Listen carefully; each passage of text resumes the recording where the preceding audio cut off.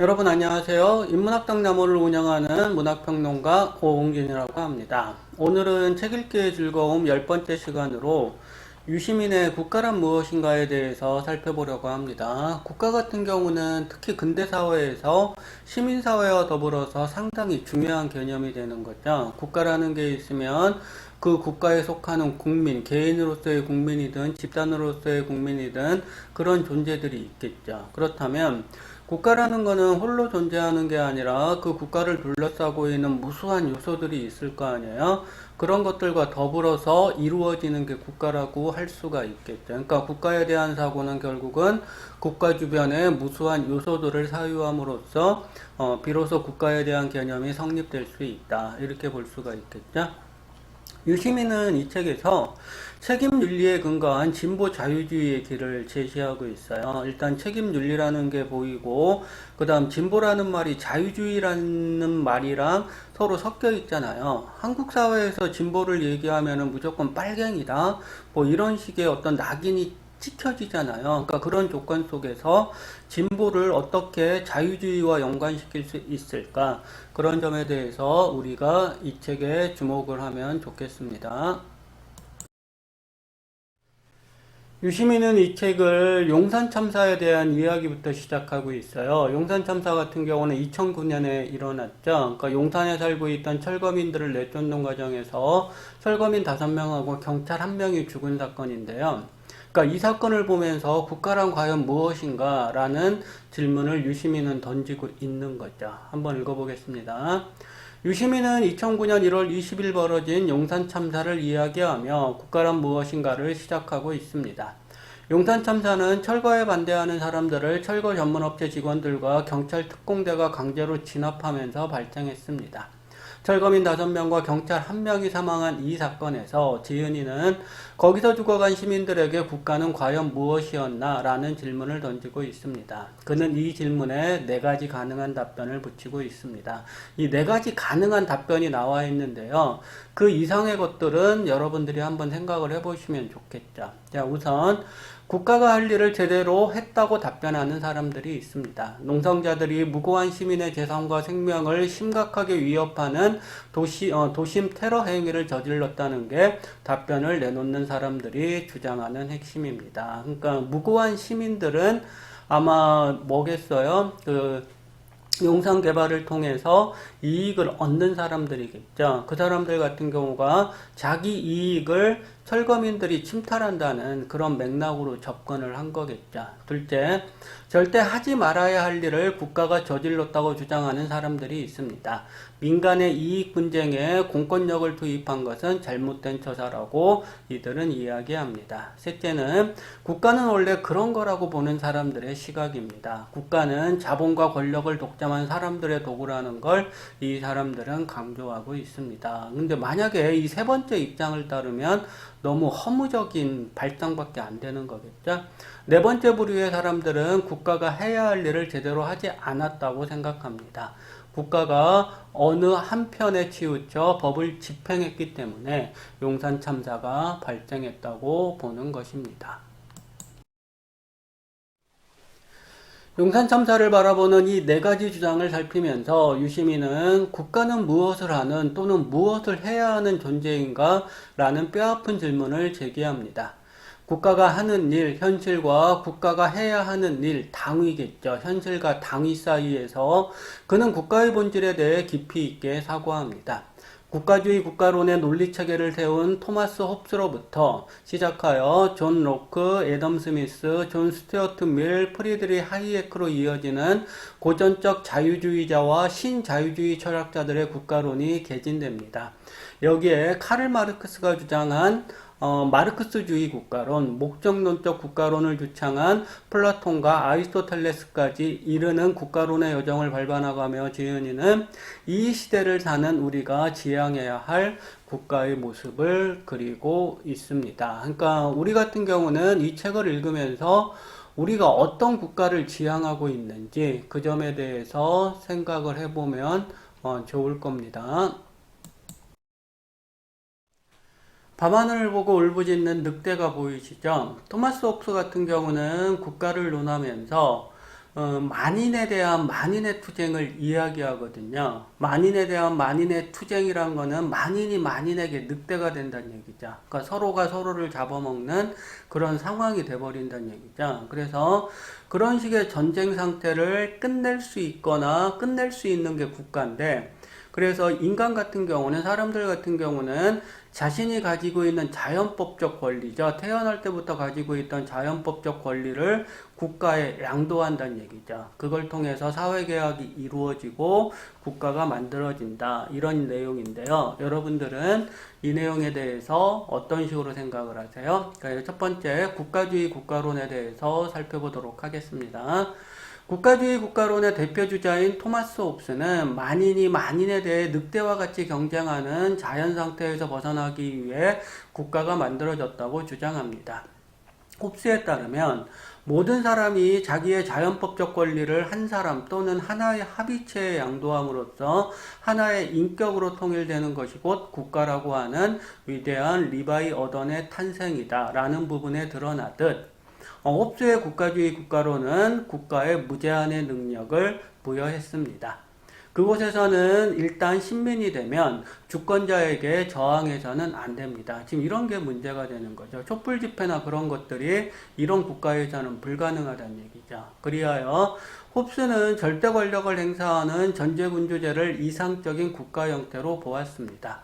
국가 내부의 무질서와 범죄, 외부 침략의 위협에서 사람들의 생명과 안전을 지키기만 한다면, 생명과 안전을 지키기만 한다면이에요. 국가가 통치자는 어떤 일을 해도 처벌받지 않습니다. 자연상태라는 무질서로부터 생명의 위협을 느낀 사람들의 본능이 이런 형식의 국가론을 낳았다고 볼 수 있겠습니다. 그러니까 자연상태에서는 강자만이 살아남을 수 있잖아요. 그러니까 수많은 약자들, 사람들이 강자로부터 보호받기 위해서 국가에게 자기 권리를 양도했다. 뭐 이런 식의 논리가 되는 거겠죠.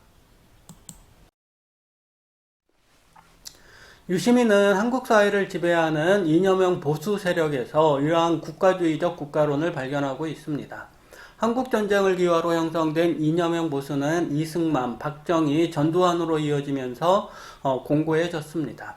치안과 국방을 유일한 목표로 삼는 사람들이므로 광주항쟁이나 용산 참사처럼 공권력에 저항하는 세력들에게는 가차없이 폭력을 행사합니다. 공산주의 북괴로부터 남한 체제를 수호하는 게 이념형 보수가 생각하는 국가의 임무입니다. 반공 이데올로기에서 한치도 벗어나지 않는 이들의 정책은 지금도 종북이나 좌파라는 말들을 통해 한국 사회에서 실현되고 있습니다. 자신들의 의견과 다른 모든 사람들을 종북이나 좌파로 내모는 이데올로기 싸움을 여전히 벌이고 있는 셈입니다. 자, 그럼 여기까지 정리하면 국가주의 국가론이라는 얘기는 결국은 뭐예요? 전쟁 상태에서 국민의 생명을 담보로 권력을 행사하는 그런 국가론이다. 이렇게 정리를 할 수가 있겠죠. 자, 두 번째는 우리가 잘 알고 있는 자유주의 국가론인데요. 잘 알고 있는 것 같으면서도 실제로는 잘 모르는 뭐 그런 국가론이라고 볼 수 있겠죠. 한번 읽어보겠습니다. 자유주의 철학자들은 국가의 임무를 범죄와 무질서, 외부의 침략에서 사람들의 생명과 안전을 지키는 일로 본다는 점에서 홉스의 사회개혁론을 따르고 있습니다. 하지만 그들은 홉스와 달리 국가 권력의 행사에 어떤 경계를 설정했습니다. 아까 홉스 같은 경우는 무조건적인 권력이었죠. 절대적인 권력. 거꾸로선 국가주의 국가론이라는 지인의 지적처럼 자유주의자들은 국가주의 국가론자들과는 달리 국가가 개인을 위해 복무해야 한다는 주장을 펼쳤습니다. 자, 이를테면 존 노크는 사회개혁을 사회의 다수파에게 권력을 주는 것으로 해석했습니다. 이때 정치 권력은 다수 국민의 동의를 얻어야 그 정당성을 확보합니다. 헌법과 법률이 규정한 바를 벗어나 권력을 행사하는 걸 원천적으로 차단하려고 한 것입니다. 중요한 거는 헌법과 법률이죠. 그러니까 자유주의 국가론 같은 경우는 기본적으로 법치주의적이다. 이렇게 생각할 수도 있겠습니다.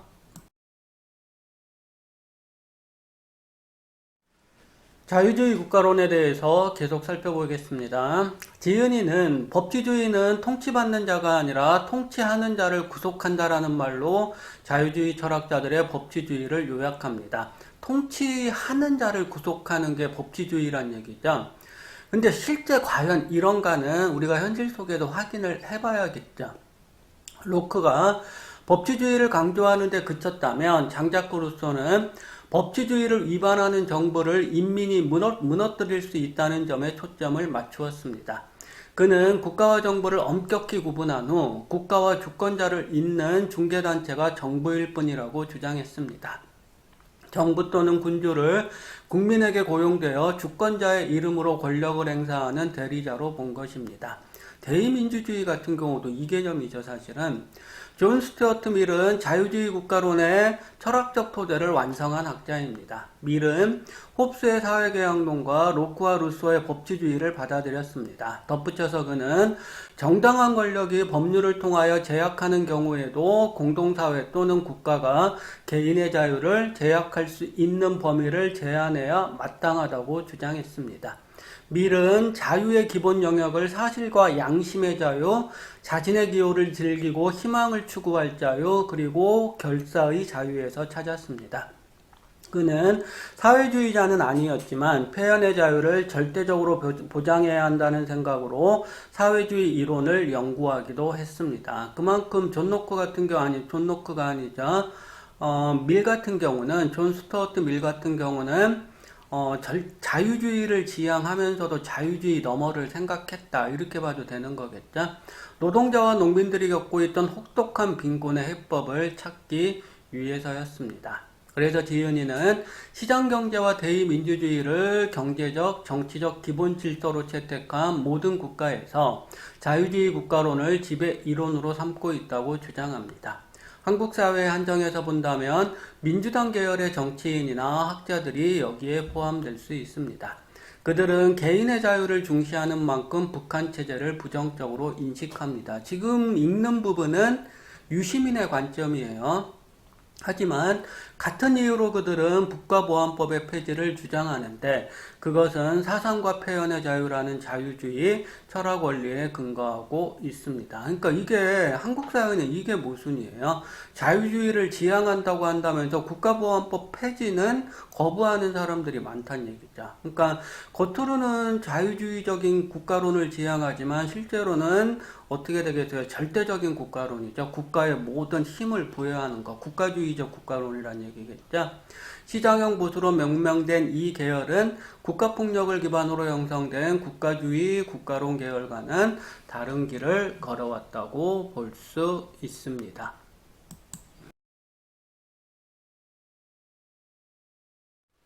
세 번째로 마르크스주의 국가론에 대해서 살펴보도록 하겠습니다. 공산주의라고 하는 거죠. 공산주의 같은 경우는 지금 전 세계에서 거의 사라졌죠. 공산주의를 지향하는 중국이나 북한이 있지만 제대로 된 공산주의를 실천하고 있다, 이렇게 볼 수는 없는 거겠죠. 자, 한번 읽어보겠습니다. 국가주의 국가론과 자유주의 국가론은 국가를 하나의 공동사회로 본다는 점에서 같은 철학적 기초 위에 서 있습니다. 이에 비해서 마르크스는 국가를 하나의 공동사회로 인정하지 않았습니다. 그에게 국가는 소수의 지배계급이 다수의 피착취 계급을 억압하고 착취하기 위한 도구에 지나지 않습니다. 그러니까 개인이 국가에 자기 자연법적 권리를 양도한다는 그런 식의 인식이 안 통하겠죠. 마르크스는 인간이 평등하고 자유로운 삶을 살기 위해서는 국가를 없애버려야 한다고 주장했습니다. 동시에 종교도 없애야 된다고 했죠. 그는 자본주의 생산관계, 사적 소유와 임금노동 같은 거예요. 그런 것들이 생산력의 발전을 저해하는 족쇄가 되면 공산주의 혁명이 반드시 일어난다고 예측했습니다. 그러니까 원래 공산주의 혁명 같은 경우는 발달된 자본주의 사회에서 일어나는 거죠. 그 이론적으로 따지면.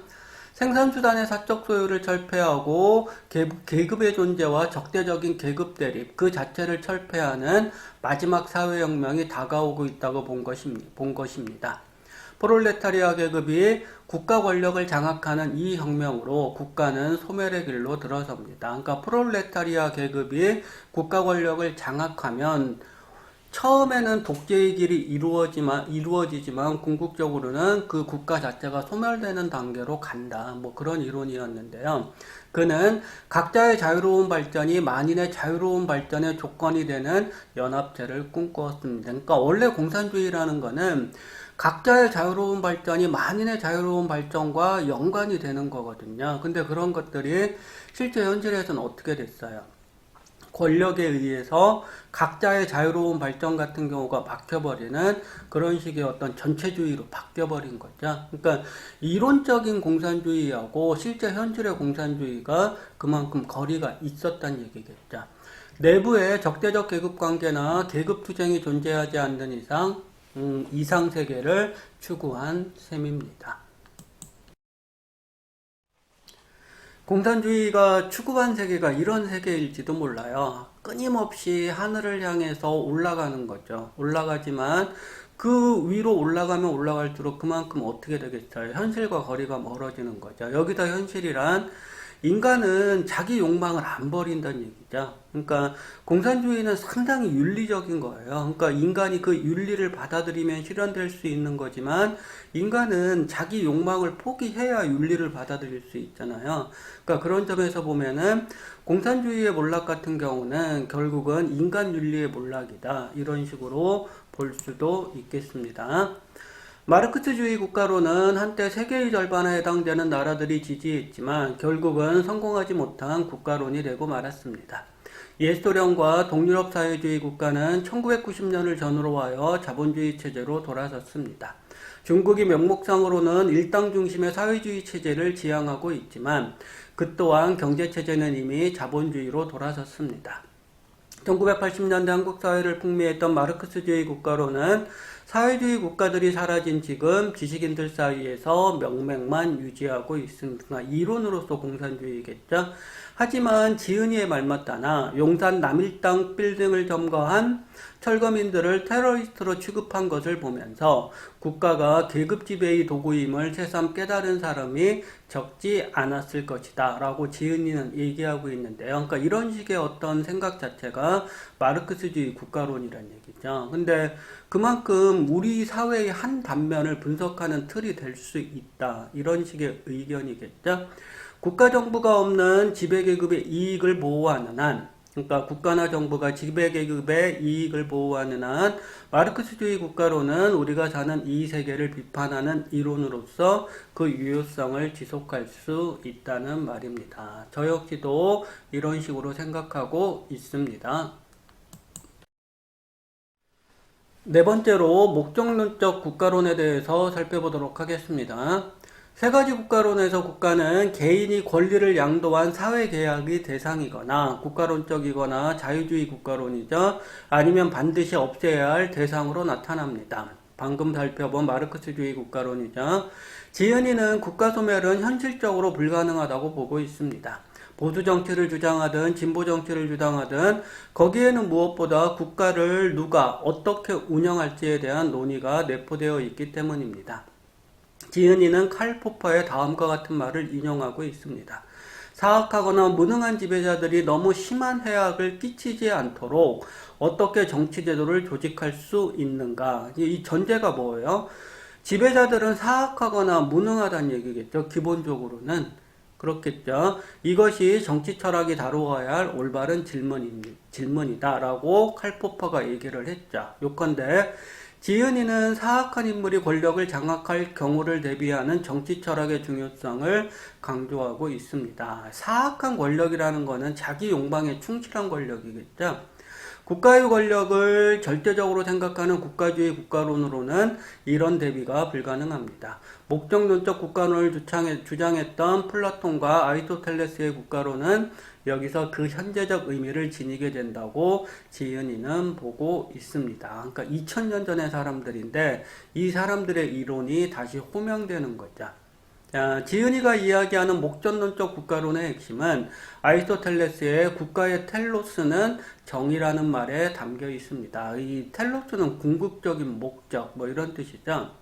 플라톤의 목적론적 사고방식을 더 높은 수준으로 발전시킨 아리스토텔레스는 국가의 목적, 텔로스는 으뜸 가는 선을 훌륭하게 추구하는 것이라고 말합니다. 으뜸 가는 선이죠. 지은이는 아리스토텔레스의 정치학에 언급된 다음과 같은 말로 목적론적 국가론을 정리하고 있습니다. 국가는 모든 인간 공동체의 텔로스이며 궁극적인 목적이란 얘기죠. 그럼 국가가 텔로스가 되려면 어떤 국가가 되어야 되는가라고 생각을 해야겠죠. 국가가 충분히 발전해 최선의 상태에 도달하면 최고의 선과 훌륭한 삶을 실현한다. 모든 학문과 기술의 궁극적인 목적은 선이다. 모든 학문과 기술의 으뜸인 정치에서는 정의이다. 결국은 정의로 모이는 건데요. 정의는 특정한 사물을 평등한 사람들에게 평등하게 분배하는 것이다. 정의는 특정한 사물을 평등한 사람들에게 평등하게 분배하는 것이다. 이 말에 대해서, 이 구절에 대해서 여러분들은 어떻게 생각을 하시나요? 횃불을 든 자유의 여신인가요? 자유란 얘기는 우리가 생각을 할 때 일반적으로 자유란 얘기는 내가 하고 싶은 일을 하는 자유잖아요. 그때 내가 하고 싶은 일이란 얘기는 공공의 일을 얘기하는 거겠죠. 그러니까 공공의 어떤 보편적인 욕망과 연결이 돼야겠죠. 근데 지금 자본주의 사회에서 얘기하는 어떤 자유 같은 경우는 자기 욕망을 실현하는 거죠. 그러니까 타인이 어떻게 되든 상관없이 자기 욕망을 실현하는 것, 그게 자유라면 이 세상은 지옥이 될 수밖에 없겠죠. 자, 유시민은 이러한 목적론적 국가론과 자유주의 국가론을 바탕으로 지금 이곳에 필요한 국가의 위상을 설정하고 있습니다. 용산참사는 사악한 정치인이 저지른 만행을 보여주고 있으며 박근혜 정부의 부정부패는 무능한 정치인의 일시를 정확히 보여주고 있습니다. 문제는 이들이 선거를 통해 합법적으로 권력을 얻은 정치인들이라는 점에 있습니다. 태극기를 들고 애국심을 강요하는 집단적 행보에 나타나는 대로 지금 한국 사회는 국가에 대한 개념조차 국가주의적 국가론에 얽매여 심각하게 왜곡되어 있습니다. 국가주의적 국가론에다가 신정론이죠. 그러니까 기독교적 신이 한국 사회를 지배하고 있다는 그런 신정론까지 개입하고 있는 거죠. 국가가 있기 때문에 개인이 있다는 사고는 자칫 전체주의 사회의 비극을 다시 불러들일 수 있습니다. 지금까지 살펴본 네 가지 국가론을 바탕으로 해서 유시민 같은 경우는 사회혁명보다는 사회 개량이 지금 사회에서는 필요하다, 이런 식으로 주장을 하고 있습니다. 그리고 유시민이 이야기하는 사회 개량주의 같은 경우는 베른슈타인의 이론을 따르고 있는데요. 베른슈타인의 수정주의를 따르고 있는데요. 그 항목에 대해서 살펴보도록 하겠습니다. 유시민은 사회혁명보다는 사회 개량을 지지하고 있습니다. 정확히 말하면 진보자유주의를 지지합니다. 진보자유주의 같은 경우는 제가 제목으로도 뽑았죠. 진보자유주의자는 어떤 가치 하나를 절대화하여 다른 가치를 종속시키거나 무시하는 것은 옳지 않다고 믿는다. 진보자유주의는 모든 형태, 모든 종류의 절대주의를 거부한다. 자유, 복지, 안전, 평등, 평화, 환경 등 헌법이 규정한 사회의 최고 목표 또는 최고 가치는 모두 평등한 지위를 가진다. 어떠한 오열관계나 종속관계도 인정하지 않는다. 어떤 하나의 가치를 절대화하여 다른 가치를 종속시키는 순간 국가는 단일 가치가 지배하는 전체주의로 흐를 수 있다고 본다. 전체주의는 필연적으로 국가의 정의를 파괴한다. 진보자유주의자는 민주주의를 통해 개량의 길을 선호한다. 맨 끝에 중요한 말이죠. 진보자유주의자, 민주주의, 개량의 길, 이 세 가지가 묶여 있는 거죠. 그리고 반대편에 전체주의가 있는 거겠죠.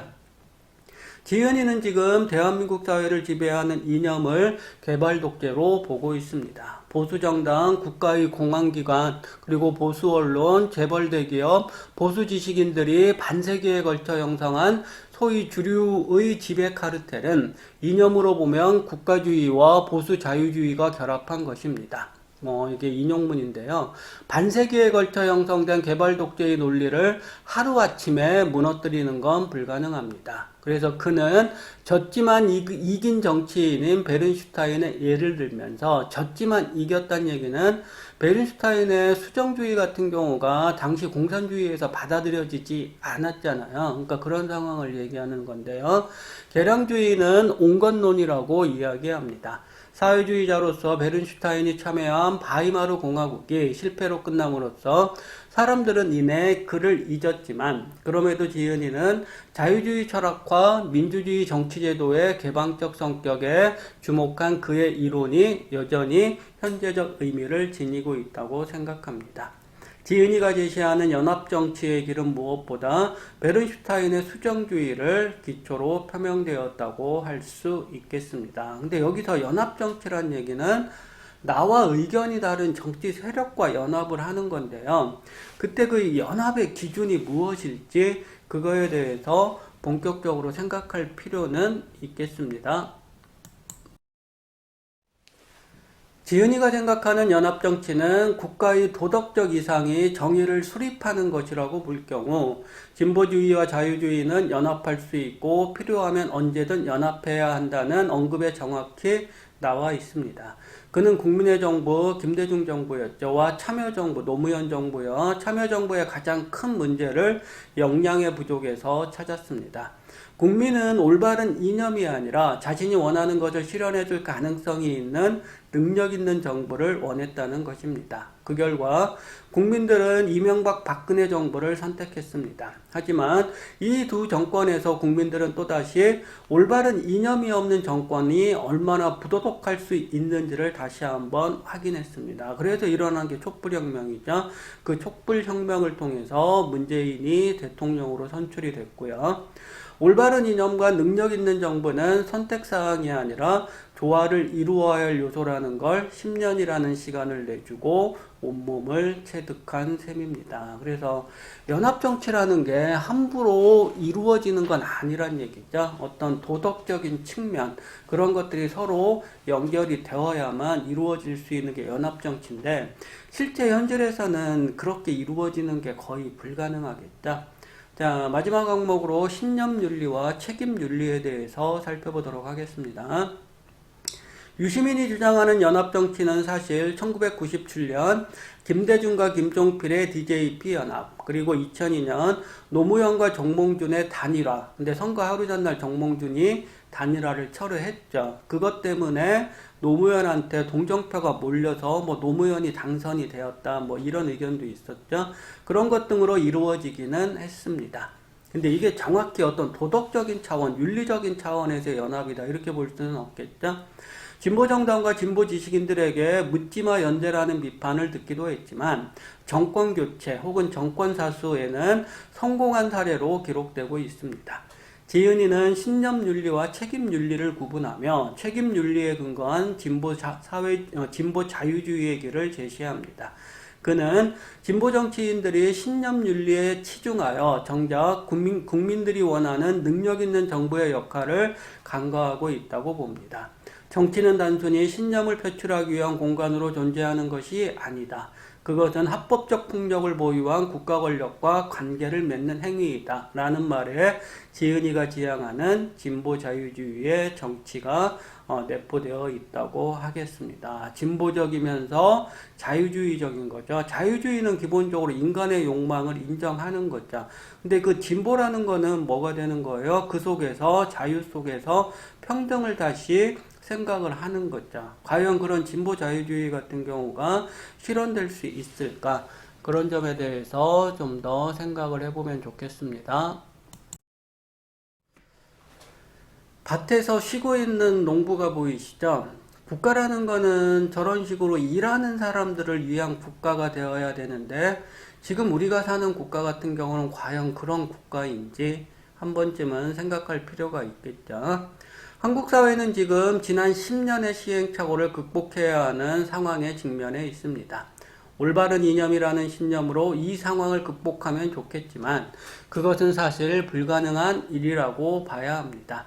인간은 무엇보다 자기 이익을 중시하는 자유주의적 속성을 지니고 있기 때문입니다. 그러니까 이게 지금 2017년 시점에서 이 책이 나온 거잖아요. 그로부터 3년의 시간이 지났죠. 문재인 정부 3년이 지났는데 그 기간 동안 우리 사회가 과연 얼마나 바뀌었느냐? 그렇게 바뀌지 않았죠. 우익 같은 경우는 더 극한적인 우익으로 바뀌어버렸고요. 그러니까 실제 지금 상황에서 우리가 과연 어떤 국가를 사유해야 되는지 그런 점에 대해서 좀 더 생각을 해보면 좋겠습니다.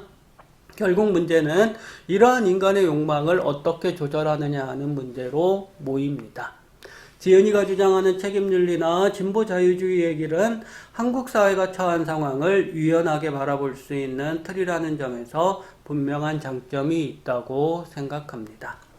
하루아침 혁명으로 세상을 바꾸는 게 불가능하다면 책임윤리에 근거한 연합정치가 하나의 대안이 될 수도 있습니다. 중요한 것은 그 대안이 현실로 이루어지려면 오랜 시간이 걸릴 것이라는 점입니다. 그 시간을 과연 우리 국민은 견뎌낼 수 있을까요? 지금 시국이 가뜩이나 코로나 시국이잖아요. 바이러스가 인간의 삶을 침범하는 그런 시기인데요. 이런 시기에 우리 국민은 과연 어떤 선택을 하게 될까? 그런 것들에 대해서도 생각을 해볼 수 있겠죠. 소위 정치를 직업으로 하는 사람들이 끊임없이 변하는 대중의 마음을 보듬어 줄 수 있을까요? 한 가지 사실만은 인정해야 할 듯 싶습니다. 국민들은 책임있는 정치인을 원한다는 것입니다. 유시민이 주장하는 진보자유주의의 길 또한 이러한 책임윤리의 근거에 있는 것만은 분명해 보입니다. 신념윤리를 넘어서는 책임윤리겠죠. 신념보다는 책임을 누가 지금 정치인들이 마음속에 지닌 채 정치를 해야 된다는 결론을 내고 있는 건데요. 궁극적으로 유시민이 결국 얘기하는 거는 책임 있는 윤리겠죠. 정치인들의 책임 있는 윤리가 제대로 된 국가를 만들 수 있을 것이다. 뭐 이런 식의 얘기로서 정리를 할 수 있겠습니다. 여기까지 해서 유시민이 지은 국가란 무엇인가에 대한 서평을 마치도록 하겠습니다.